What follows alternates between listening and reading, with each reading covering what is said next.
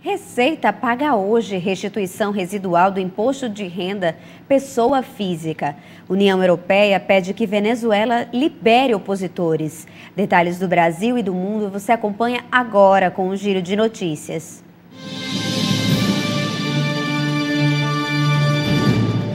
A Receita Federal paga hoje a restituição residual do imposto de renda da pessoa física referente aos exercícios de 2008 a 2016.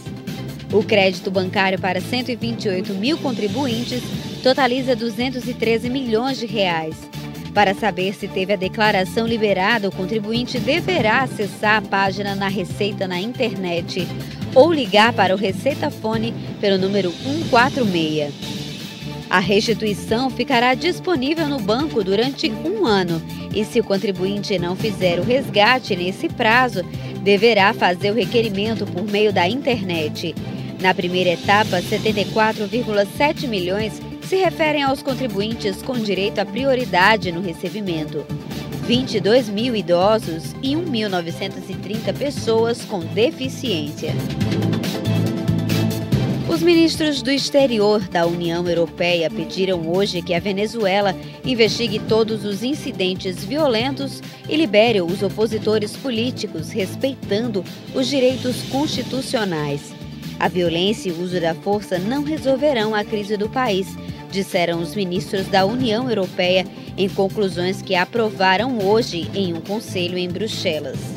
Os ministros expressaram sua preocupação com os mais de 600 mil cidadãos europeus que vivem na Venezuela e se ofereceram para cooperar com as autoridades venezuelanas para que garantam a sua assistência, proteção e segurança.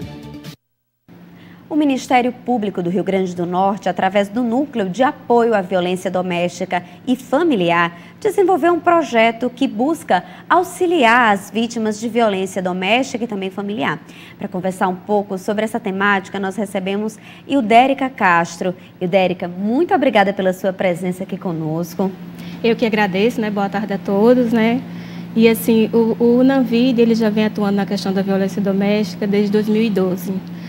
Então, assim, a gente trabalha muito com a questão do enfrentamento à violência contra a mulher, tentando orientar as vítimas a busca por seus direitos, para que a gente possa promover realmente o empoderamento dessas mulheres e contribuir para o fim da violência, Ildérica, e assim, dentro desse projeto Guardiã Maria da Penha, logo após os primeiros registros, registros de violência, quais são as medidas tomadas pelo projeto? Assim, o projeto ele surgiu justamente por questões, assim, um grande número de feminicídios que vinham ocorrendo no nosso país, e principalmente aqui no estado do Rio Grande do Norte, que ele vem até se destacando, infelizmente. E, assim, o ano passado houveram muitos casos de feminicídio, que é a morte de mulheres em razão do gênero.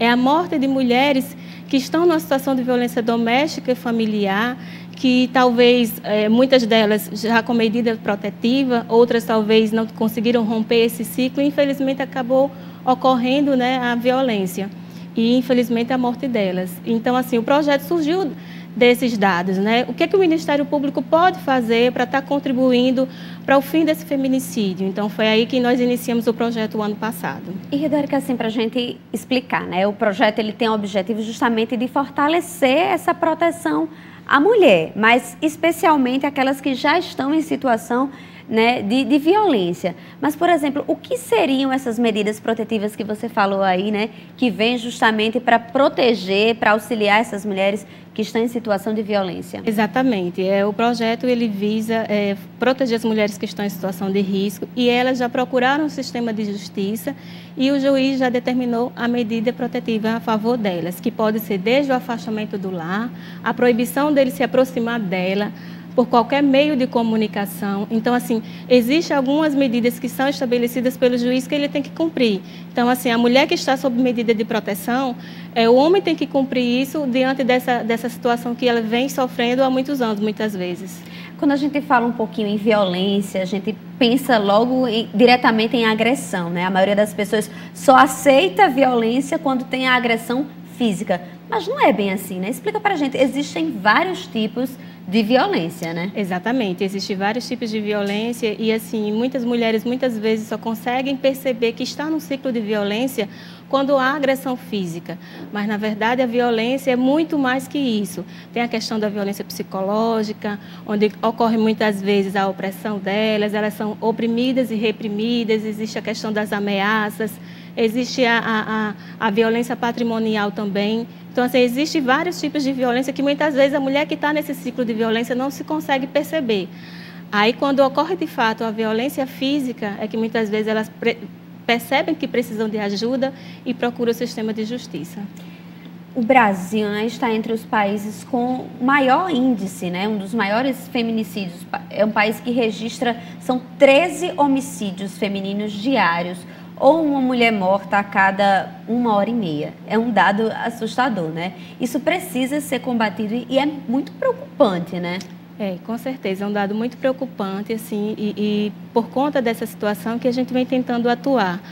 Dados agora de março deste ano, né, do Instituto Óbvio, saiu uma pesquisa em que 16 mulheres já morreram no estado e 4 delas foram vítimas de feminicídio. Então, assim, o Ministério Público tem se empenhado no alcance dessas mulheres, porque é importante chegar até elas, que mesmo as mulheres com medida protetiva de urgência, elas ainda não conhecem o que de fato é essa medida protetiva, o que fazer numa situação de descumprimento de medida protetiva, porque muitas vezes a medida é um papel, né? Mas falta muitas vezes esse esclarecimento, e através dessas mulheres que estão sendo acompanhadas pelo projeto, é um encontro semanal que a gente tem com essas mulheres, né? Então, a gente procura informar sobre seus direitos, falar sobre a lei, reforçar a questão da medida protetiva, no buscar ajuda, para que ela possa, de fato, superar essa situação e venha romper o ciclo de violência. Então, o Ministério Público, dentro desse projeto, né, Guardiã Maria da Penha, ele atua trazendo também informações para essas mulheres. Como é que está sendo? Sim, com certeza. Tanto é que assim, a gente está com uma parceria atualmente com a Secretaria Municipal de Política para as Mulheres.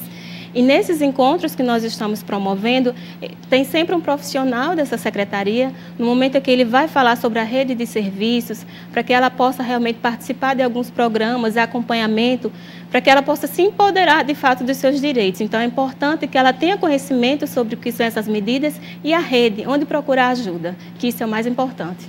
Muito obrigada, Eudérica, pelos esclarecimentos, né? É sempre bom a gente conversar, esclarecer e informar mais mulheres, e não só as mulheres, mas os homens também, né? A mulher, ela não merece, ela não deve ser agredida. É tão bom quando as relações, por exemplo, elas se encerram de uma maneira na paz, né? Isso. Digamos assim.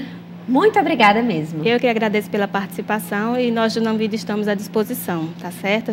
Vou até deixar um número para contato, né, assim, para os ouvintes, 3232-5102. Nós trabalhamos lá de segunda a sexta e nós temos uma equipe multiprofissional para atender essas mulheres que são vítimas de violência. Eu peço só que repita o número, por favor, para quem está nos ouvindo. É o 3232-5102. Ok, muito obrigada. Eu que agradeço. Vamos lá, um dos principais polos turísticos do Brasil é o Rio Grande do Norte. O estado garantiu o 5º lugar no ranking dos polos turísticos mais procurados do país. E nessa manhã, o setor de turismo apresentou o número de investimento que foi feito nos últimos 2 anos. O governo do Rio Grande do Norte reuniu a imprensa na manhã desta segunda-feira no auditório da governadoria para apresentar investimentos no setor turístico do estado. Só a Argentina, para citar como exemplo, a gente teve um crescimento de 148%. Isso tudo enriquece a nossa economia, gera emprego, aumentou, por exemplo, a gente não teve queda de arrecadação de ICMS, como outros estados tiveram. E a única coisa que tem funcionado, que a gente sabe que está funcionando bem, é o turismo. Isso tudo é reflexo do que a gente vem fazendo. São investimentos na promoção e divulgação que já somam quase 7 milhões de reais e também fazem parte do projeto Governo Cidadão. Além da infraestrutura, da reabilitação e requalificação dos atrativos, da expansão e diversificação inclusive para o interior, estamos também investindo na divulgação e na promoção, porque além de preparar os atrativos aqui, nós temos que divulgar isso lá fora, né? Nos polos emissores de turismo do estado, tanto nacionais como internacionais. Mas o governo enfrenta algumas dificuldades para alavancar o setor, como, por exemplo, as restrições na pista de pouso do aeroporto de São Gonçalo do Amarante. O turismo internacional, como eu sempre disse, ele reage muito mais lentamente do que o turismo nacional. E aí a gente tem essa notícia maravilhosa, que a gente foi o único estado do Nordeste que cresceu o ano passado, crescemos 12%, e aí leva uma pancada dessa, não que desanime, mas assim, a gente vai dar um passo para trás, sem dúvida alguma. Já temos, nesse momento, investido já com ações realizadas na promoção e na divulgação do destino natal, destino do Rio Grande do Norte, tanto no Brasil quanto fora do Brasil, essa ação já realizada. Então, o nosso desafio nesse momento, que o governador Robson está aqui para hoje, é para cobrar de todos, apresentar resultados, primeiros resultados, e cobrar de todos nós maior agilidade para que essas ações possam realmente ser executadas no menor espaço e tempo possível. E a edição de hoje vai ficando por aqui. Continue com a nossa programação e fique bem informado. A gente volta a se encontrar às 6h30 da noite. Até amanhã.